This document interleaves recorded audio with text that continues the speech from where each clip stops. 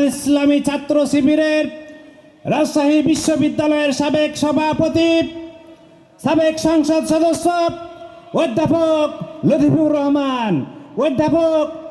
রহমান।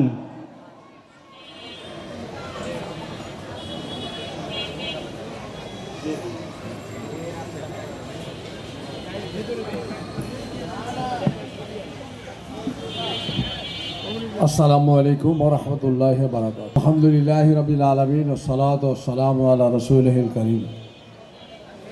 বাংলাদেশ ছাত্র শিবির শহর শাখা কর্তৃক আয়োজিত আজকের ঐতিহাসিক 11ই মে উদযাপনের এই দিনটির আজকের প্রোগ্রামের সম্মানিত সভাপতি, সম্মানিত প্রধান অতিথি, সম্মানিত বিশেষ অতিথিবৃন্দ, সম্মানিত সাংবাদিক বন্ধুগণ, সম্মানিত প্রশাসনের দায়িত্বপ্রাপ্ত ভাইরা, সম্মানিত ওলামায়ে কেরাম, সম্মানিত সুধী মণ্ডলী ও আমার স্নেহের ছাত্র যুবক ভাইরা, আল্লাহ লাখ শুকরিয়া যারা 1985 সালে 11ই মে কোরআনের মর্যাদা রক্ষা করার জন্য প্রতিবাদ করতে সে জীবন দিয়েছিলেন, আহত হয়েছিলেন।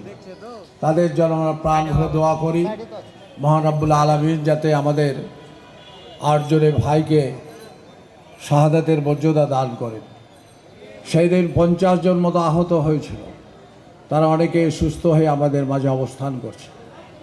সম্মানিত ভাইরা, আমি শুধু স্মৃতিচারণ করতে চাই না, আমাদের আজকের প্রধান অতিথি হিসেবে এসেছেন এটিএম আজহারুল ইসলাম সাহেব, রফিকুল ইসলাম খান সাহেব, আমাদের 3 জন এমপি, 5 জন এমপি আজকে আমরা মঞ্চে দেখতে পাবো ইনশাল্লাহ। শিবিরের কেন্দ্রীয় সভাপতি আছেন। 11ই মে 1985 সাল, আপনারা আমরা জানি শুনেছি যে আমাদের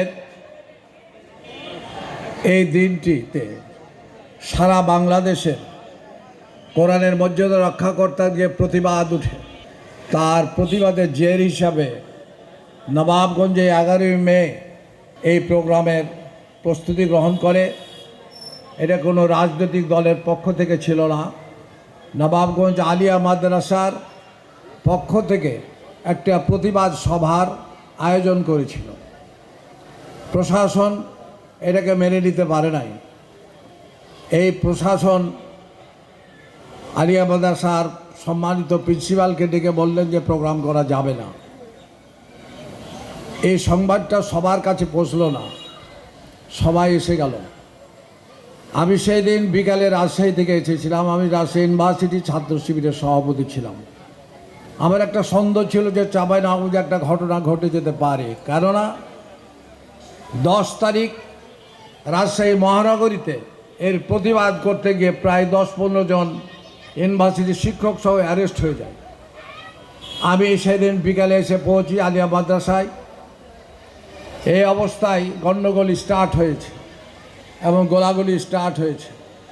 এর ফলে পুরো শহরকে 144 ধারা জারি করে পুলিশ এই শহরকে তাদের নিজের আয়ত্তে নিয়ে আসে এবং জনশূন্য করে ফেলায়।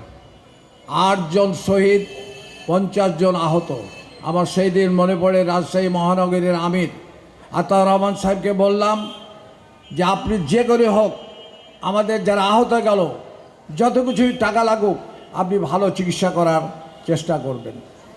আমরা এই অবস্থায় অবস্থান করলাম, এমনকি কবর দেওয়ারও চুপ করে কবর দিতে হয়েছে শহীদদের। এবং এই অবস্থায় একটা অবস্থা আছে, সেই সময় মার্শাল ল ছিল, সামরিক আইন জারি ছিল এরশাদ সাহেবের। সেই মুহূর্তে আমরা এরপরে শুক্রবার, শনিবারের ঘটনা ছিল, তারপরে শুক্রবার আমরা 144 ধারা ভঙ্গ করি। আমি রাজশাহী ইউনিভার্সিটি থেকে আসলাম এবং আমাদের সৈয়দ আবদুল্লাহ মোহাম্মদ তাহের, উনি ছিলেন ছাত্র শিবিরের তৎকালীন সেক্রেটারি জেনারেল, উনি আসলেন। আলিয়া মাদ্রাসা থেকে মনোমিছিল বের করলাম। এই মনোমিছিল এখান থেকে গিয়ে আবার এই সোনারপট্টি দিয়ে আবার এই এখানে ঢুকে আসে। এটা ছিল সে সময়ের খুব কঠিন অবস্থা আমাদের নবাবগঞ্জবাসীদের জন্য। এজন্য আজকের এই দিনটি আমাদের কাছে অত্যন্ত গুরুত্বপূর্ণ। এবং আমরা শুনেছিলাম ইসলাম জিন্দা হতি আয় হার কারবালা কি বাদ। সেই 85 এই রক্ত স্নাত এই নবাবগঞ্জের আল্লাহ বরকত দান করেছিলেন। আমরা নবাবগঞ্জ সদর, শিবগঞ্জ, ভোলাহাট, গবস্তম্ভ দুইটি সিটে 3 নম্বর এবং 2 নম্বর সিটে আমরা আল্লাহ রাব্বুল আলামিন আমাদেরকে এমপি হিসেবে বিজয় দান করেছিলেন। নবাবগঞ্জ সরকারি কলেজ, তখন সরকারি কলেজে ফুল প্যানেলে ইসলামী ছাত্র শিবিরের প্যানেল পাস করেছিল। তখন থেকে ইসলামের জাগরণ স্টার্ট হয় এই মাঠে এবং ময়দানে। সম্মানিত সুধীমণ্ডলী, চাঁপাইনবাবগঞ্জ একটি ঐতিহ্যবাহী জেলা। বিভিন্ন সময় বিভিন্ন প্রেক্ষাপটে 25 জন শহীদের জেলা হচ্ছে চাঁপাইনবাবগঞ্জ। এই ঐতিহ্যবাহী জেলায় এবার আপনারা প্রমাণ দিয়েছেন 3টি সিটি জামায়াত ইসলামের এমপি নির্বাচিত আপনারা করেছেন। এই জন্য আন্তরিক মোবারকবাদ, ধন্যবাদ জানাচ্ছি।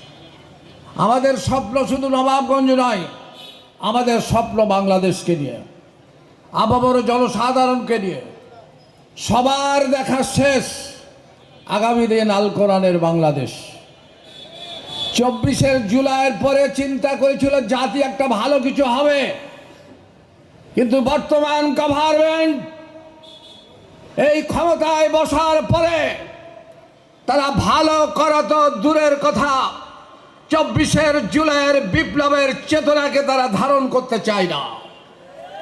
মনে করেছিলাম এরা কিছুদিন থাকবে, কিন্তু এদের কার্যকলাপে বোঝা যাচ্ছে এই দেশের ক্ষমতায় বিএনপি আর বেশি দিন থাকতে পারবে না।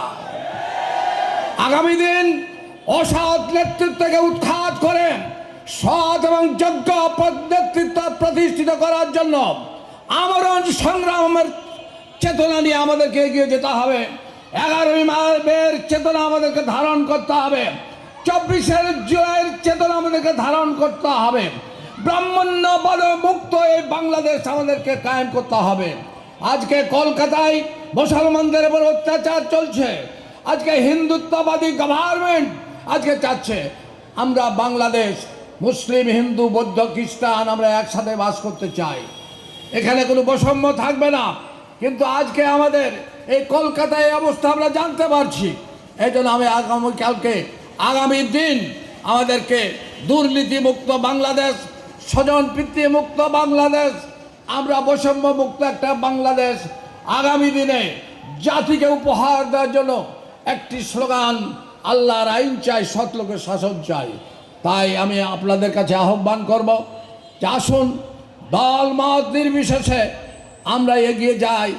বাংলাদেশ আমাদের, বাংলাদেশকে ভালোবাসি আমাদের। এই বাংলাদেশ ত্যাগের বিনিময়ে আজকে পার্লামেন্টে দেখি, পার্লামেন্ট দেখলে হাসি লাগে। পার্লামেন্ট মনে হচ্ছে একটা তামাশার জায়গা, পার্লামেন্ট মনে হচ্ছে একটা ইয়ার্কি ফাইজলামুর জায়গা। যে জিনিস পচে গেছে রাজাকার, এরা আবার জাগ্রত করতে চায়। এ জনগণ এগুলা খায় না। যারা রাজাকারের বক্তৃতা বলে জনগণ মনে করে, নবাবগঞ্জের মানুষ মনে করে এরা খ্যাপা, কিছু বুঝে না। আমরা বিএনপিকে খ্যাপার মধ্যে ফেলতে চাই না। আপনাদের হুঁশ হোক, আপনারা ফিরে আসেন, এসে আপনার জাতি যেটা চাই, মানুষ যেটা চাই, মানুষ যেটা খায়, সেটা নিয়ে পার্লামেন্টে রোল প্লে করবেন। এটা আমাদের প্রত্যাশা এবং এটা আমাদের আশা। আমি আর কথা না বাড়াই, আপনারা ভালো থাকুন, সুন্দর থাকুন এবং আগামী দিনের ইসলামের এই চেতনা নিয়ে অগ্রসর হতে হবে। খোদা হাফেজ। বাংলাদেশ জিন্দাবাদ। বাংলাদেশ ইসলামী ছাত্র শিবির চাঁপাইনবাবগঞ্জ শাখাকে অশেষ অশেষ ধন্যবাদ। আসসালামু আলাইকুম ওয়া রাহমাতুল্লাহি ওয়া বারাকাতুহু।